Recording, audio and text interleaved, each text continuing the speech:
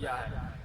مرغ کو گالی دینے سے حضور نے منع کیا ہے کہ مرغ کو گالی مت دیا کرو، اس لیے کہ یہ نماز کے اوقات تمہیں بتاتا ہے۔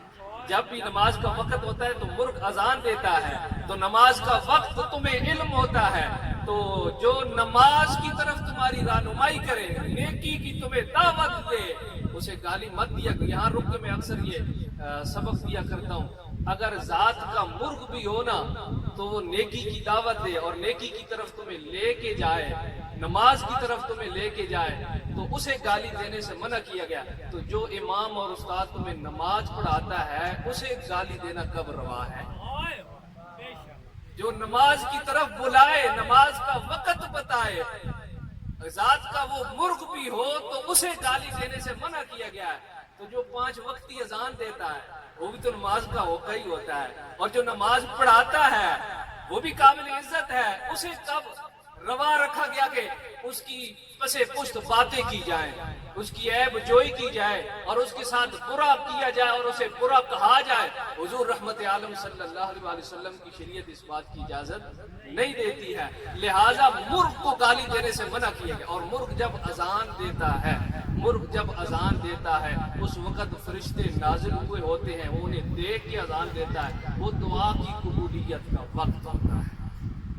گھر میں مرغ پالنا یہ حضور کی سنت ہے، اور سفید رنگ کا مرغ گھر میں رکھنا یہ حضور کی سنت ہے۔ حضور رحمت عالم صلی اللہ علیہ وسلم کا سفید رنگ کا مرغ تھا، حضور جب سفر پہ جاتے تو اس مرغ کو ساتھ لے کے جاتے، اور ساتھ لے کے جانے کی وجہ یہ ہوتی کہ سفر میں اکثر علم نہیں ہوتا کہ نماز کا وقت ہوا ہے نہیں ہے، تو یہ مرغ جب اذان دے گا تو نماز کا وقت معلوم ہو جائے گا، تو حضور رحمت عالم صلی اللہ علیہ وسلم سفر میں ساتھ رکھتے۔ اور سفید رنگ کے مرغ کو گھر میں رکھنے کا ایک فائدہ جو کتابوں میں ذکر ہے کہ وہ شخص جادو ٹونے کے اثر سے محفوظ رہے گا، اس گھر میں جادو ٹونا نہیں ہوگا جس گھر میں سفید رنگ کا مرغ ہوگا۔ تو مرغ کی اذان کے وقت بندے کا دل تنگ نہ پڑے اور بندہ گالی نہ دے اور اسے مارے نہ، بلکہ اپنے رب سے فضل مانگے اور دعا کرے، یہ دعا کی قبولیت کا وقت ہے۔ ہم لوگ اکثر مرغ کو لڑاتے ہیں، یہ مرغ لڑانے کے لیے نہیں ہے، ایسا مت کیا کرو۔ جانوروں کو لڑانے سے، خواہ وہ مرغ ہو، خواہ وہ بٹیر ہو، خواہ وہ تیتر ہو، اور خواہ وہ کتا ہو یا ذات کا کوئی بھی جانور ہو، حضور رحمت عالم صلی اللہ علیہ وسلم نے جانوروں کو لڑانے سے منع کیا ہے۔ اگر ہم اپنے نبی کی بات نہیں مانیں گے تو کس کی بات مانیں گے؟ رب رسول کی بات کو ہم پسے پشت ڈال دیں گے، اور کون سی ان سے بڑھ کر ہستی ہوگی جس کی بات ہم قابل عمل سمجھیں گے اور اس کی بات کی طرف ہم توجہ اور دھیان دیں گے؟ لہذا منع کیا گیا جانوروں کو لڑانے سے۔ میں اکثر یہ مثال دیتا ہوتا ہوں اور کہتا ہوتا ہوں، اس کا قصور یہی ہے نا کہ وہ جانور ہے، اور تو اونچا اسی لیے کہ تو انسان بنا ہے، تو اس کے اس قصور کو کہ وہ جانور ہے تو اسے لڑاتا ہے۔ اس کا قصور کیا ہے؟ اس نے کیا زیادتی کی ہے؟ کسی پہ کیا ظلم کیا ہے کہ تو اسے لڑاتا ہے؟ اگر تجھے لڑایا جاتا نا کسی انسان سے اور آگے سے تجھے 2-4 پڑتی زور کی، اس وقت تو کہتا یار میرا کیا قصور ہے، مجھے کیوں مارا جا رہا ہے، مجھے کیوں لڑایا جا رہا ہے؟ آج اگر انسان پہ ظلم ہو نا، انسان کیا کرتا ہے؟ انسان پہ ظلم ہو تو وہ راستہ روک لیتا ہے، وہ سڑک بلاک کر لیتا ہے، وہ میڈیا والوں کو بلا کے اپنا بیان ریکارڈ کرتا ہے، نیٹ پہ آتا ہے، ٹیلی ویژن پہ اس کا سارا اور اخبار پہ چھپ جاتا ہے، اس بندے پہ بڑا ظلم ہوا ہے، بڑی زیادتی ہوئی ہے اس کے ساتھ۔ اگر تیرے اوپر ظلم ہو تو اتنے سارے طریقے اختیار کرتا ہے، یہ جو اللہ کی مخلوق پہ تو ظلم کر رہا ہے، زیادتی کر رہا ہے، انہیں لڑا رہا ہے، لہو لہان کر رہا ہے، یہ کس کا راستہ روکے؟ یہ کس سڑک کو بلا کریں؟ یہ کس میڈیا والے کو بلا کے اپنا بیان ریکارڈ کریں؟ یہ کس اخبار میں اپنا بیان شائع کریں کہ ہم پہ ظلم اور زیادتی ہو رہی ہے، اور تو پنے پہ بیٹھ کے تماشائی بنا ہوا ہے اور ہنس رہا ہے اور تالیاں بجا رہا ہے؟ اکثر ہم لوگ ایسا کرتے ہیں کہ یہ جو جن جانوروں کا ہم شکار کرتے ہیں، ہمارے کھیتوں میں نقصان ہوتا ہے، یہ سے ہوتی ہے، یہ گیدڑ ہوتا ہے اور یہ خنزیر وغیرہ ہوتے ہیں، یہ نقصان کرتے ہیں، ٹھیک ہے انہیں مارنا روا ہے اور جائز ہے، لیکن مارنے کا انہیں ایک طریقہ کار شریعت ہے۔ جو بھی چیز نقصان کرتی ہے اگر اسے مارنا ہے، ختم کرنا ہے، ایسے مارو اور ختم کرو کہ فوراً ان کی جان نکل جائے۔ انسان کی اگر روح نہ نکل رہی ہو نا، انسان بکرے دیتا ہے، پڑھنے کے لیے پاس بٹھاتا ہے کہ اس کی روح نکل جائے، سختی کے عالم میں ہے، اور اگر تیری روح اٹک جائے تو تیرے گھر والے کالے بکرے دیتے ہیں، وہ طالب تیرے سرہانے بٹھاتے ہیں، تیری روح نکل جائے، اٹک گئی ہے، اور جسے تو ترسا ترسا کے مار رہا ہے وہ بھی تو اللہ کی مخلوق ہی تو ہے۔ ہم کیا کرتے ہیں؟ انہیں زندہ پکڑ لیتے ہیں، ان کے اوپر کتے چھوڑتے ہیں، تماشا بناتے ہیں، اور ان کے ساتھ نہ جانے کیا سے کیا، وہ پلک پلک کے، وہ کرا کرا کے، وہ سختی کے عالم میں ان کی روح پرواز کرتی ہے۔ انسان ذرا تو سوچ، تو اتنا ظالم کیوں ہو گیا ہے؟ یہ تماشا بنانے والی چیز نہیں ہے۔ اگر کوئی چیز نقصان کرے اسے ختم کرنا ہے۔ یہ جو قربانی کی جاتی ہے، قربانی کے موقع پہ کیا سنت کیا ہے اور طریقہ کیا ہے کہ چھری کو تیز کر لیا کرو، تیز دھار چھری کے ساتھ، تاکہ فوراً اس جانور کی روح جو ہے وہ نکل جائے، اسے تکلیف نہ ہو۔ اگر قربانی کے لیے طریقہ کار یہ ہے کہ جانور کی روح جلدی سے جلدی نکلے اور اسے تکلیف نہ ہو، تو جو جانور تیرا نقصان کرتا ہے اس کے لیے بھی طریقہ کار یہ ہے کہ اگر اس کی روح تو نے نکالنی ہے اور اسے مارنا ہے، ختم کرنا ہے، تو بھی طریقہ کار یہ ہے کہ فوراً اس کی روح نکل جائے، ایسے طریقے کے ساتھ اسے ختم کرنا۔ لہذا اگر تو ظلم اور زیادتی کرے گا تو شریعت نے یہ ظلم اور زیادتی تیرے لیے روا نہیں رکھی ہے۔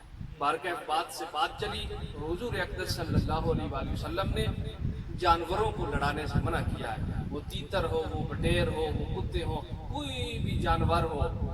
اور حضور رحمت عالم صلی اللہ علیہ وسلم کی حدیث مبارکہ میرے ذہن میں، حضور نے ارشاد فرمایا، مفہوم یہ ہے کہ رب کو کون سا بندہ محبوب ہے اور پسند ہے؟ جو بندہ رب کی مخلوق کے ساتھ زیادہ بھلائی کرتا ہے، رب کے ہاں وہ محبوب بندہ ہے۔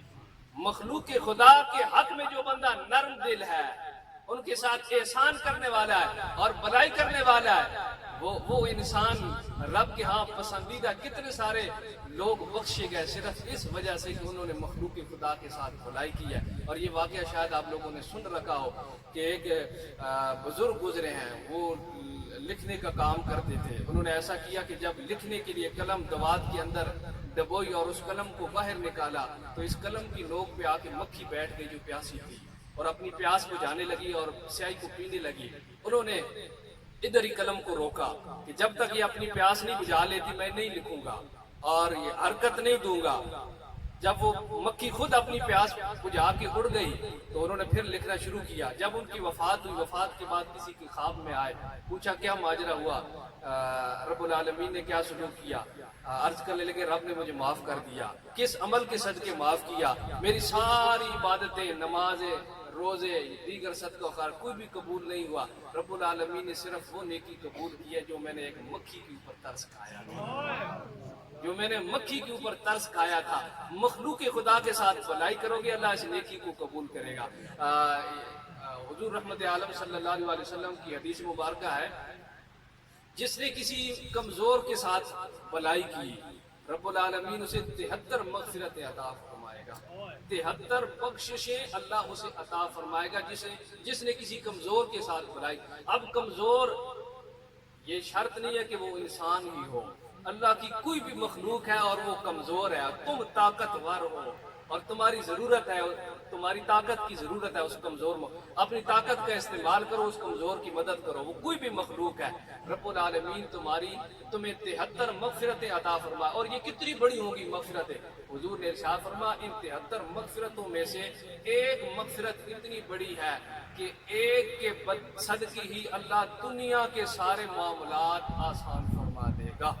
صرف ایک مغفرت کے صدقے سارے معاملات حل ہو جائیں گے، اور باقی 72 مغفرت جو رہ جائیں گی کل قیامت کے دن انسان کے کام آئیں گے۔ تو جس نے کسی کمزور کے ساتھ بھلا کیا، اگر تم دیکھو نا کسی برتن کے اندر پانی ہے اور اس میں ایک چونٹی ہے، پیلی، وہ ڈوبی ہوئی ہے اور اسے کنارے کی تلاش ہے، تمہارے سہارے کی اسے ضرورت ہے، تو انگلی کے ساتھ یا کسی تنکے کے ساتھ تم اسے سہارا دے دو گے تو تم طاقتور ہوئے، وہ کمزور ہوئی، تو یہ طاقتور کی مدد ہے اس کمزور کی، تو تم اس زمرے میں آ سکتے ہو۔ کوئی ایسا اور کیڑا ہے اور مکوڑا ہے جسے تمہاری مدد کی ضرورت ہے اور تم اسے کنارہ دے دیتے اور اس کی مدد کر دیتے ہو، تو رب العالمین کو وہ شخص پسند ہے جو اس کی کمزور مخلوق کے ساتھ احسان کرتا ہے اور بنا کرتا ہے۔ اور یاد رکھو کہ اگر مخلوق خدا کے ساتھ برا کرو گے تو جس چیز کا درجہ اور ثواب جتنا زیادہ ہوتا ہے، اگر اس کے ساتھ برائی کی جائے تو گناہ بھی اتنا زیادہ ہوتا ہے۔ اب مخلوق خدا کے ساتھ بھلائی کا صلہ اگر اللہ نے زیادہ رکھا ہے تو اس مخلوق خدا کے ساتھ اگر تم برا کرو گے تو رب العالمین نے گناہ بھی اتنا ہی بڑا رکھا ہے۔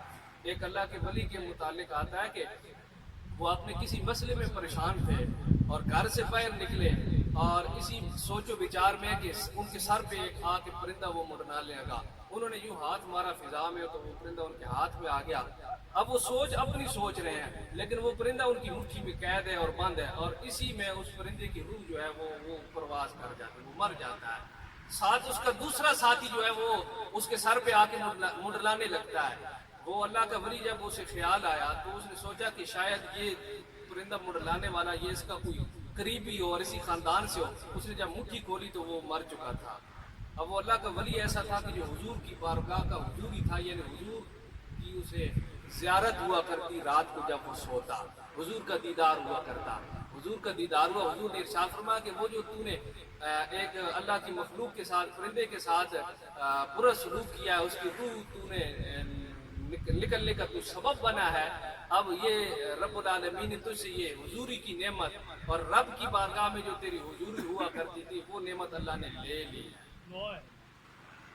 اب اگر تو عذر بھی کرے گا اور معافی بھی مانگے گا تو تیرا یہ عذر قبول نہیں ہوگا۔ وہ اللہ کا ولی کہتا ہے کہ عرصہ گزر گیا، سال گزر گئے اسی عالم میں کہ میں حضوری حاصل نہ کر سکا۔ پھر ایک دن ایسا ہوا کہ میرے گھر میں بلی نے بچے دیے، ایک سانپ آیا تو بلی کا بچہ اس نے اپنے منہ میں لے لیا۔